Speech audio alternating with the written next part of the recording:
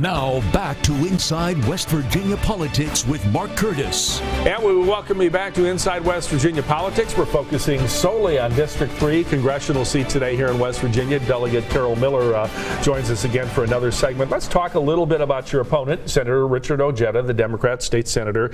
He has been blasting you. He says you and your family own a lot of stock in McKesson, which is a pharmaceutical company, which is one of the ones accused of dumping millions of opioids upon West Virginia. Your response? My response is that is nothing but political nonsense. That's just rhetoric to make the attention go away from the real issues. And the real issues are he is incredibly liberal. I am not. He stands for things that I do not. I am pro-life, pro-Second Amendment, pro-America, pro-God. One nation under God. Stand for when we say the pledge.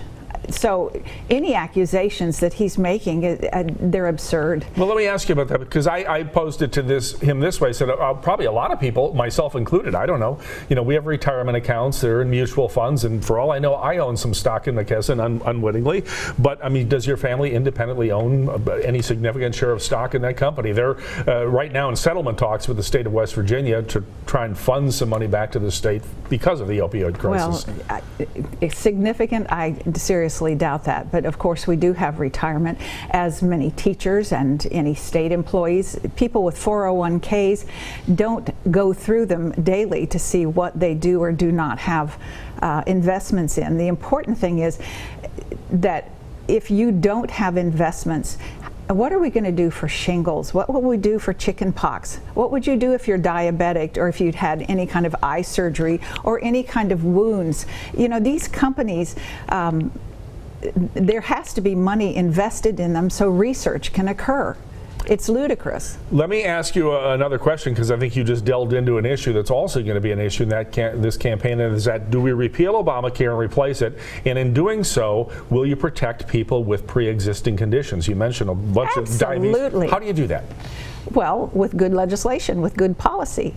And that's what people who are writing policy, that's what the attorneys in the committees and the policy makers, that we absolutely would put that in. There has been no talk ever of not including that. It's very important. Okay. Let's pick another subject. Immigration reform. Do we build the wall? I mean, yes, how do we do that? As we speak, there's another caravan of people from Central America headed towards the southern border. How do you handle that? Well, the president is going to handle that, and he will have people there to stop that from happening. Our country was founded by immigrants, and they came here legally. We all came from immigrants sometime. You and I probably have Ireland relatives, absolutely. Yeah. And I welcome them, but we have to do it legally. What's happening now is terrible, and they are breaking the law going through Mexico. They want to come and just overrun. I've been a member of legislators for legal immigration for years. We welcome our immigrants. You always are looking for people to add to your brain trust. You've had President Trump campaign for you a couple of times. You're going to be at an event Thursday night in Washington, D.C., where President Trump has only invited 3 Republican congressional candidates. There's one from New Jersey, one from Florida, and then there's Carol Miller from West Virginia. Are they signaling that these are maybe the 3 most important congressional seats to the White House this year? Well, you said that, I didn't. But, I mean, what an honor that the President of the United States is having a fundraiser for me. He loves West Virginia. He loves our governor. The more attention that we can bring on West Virginia, the better we will be as a state. He will walk with us. He will help us. And when we have issues, he'll be the first there. And I'm proud of our president. His policies have really turned our country around. He is willing to help West Virginia, and he will be here. I've got about 30 seconds. Another thing your opponent criticizes you on is that you weren't supportive enough of the teachers in getting their salary increases during the strike this year. What a silly thing to say.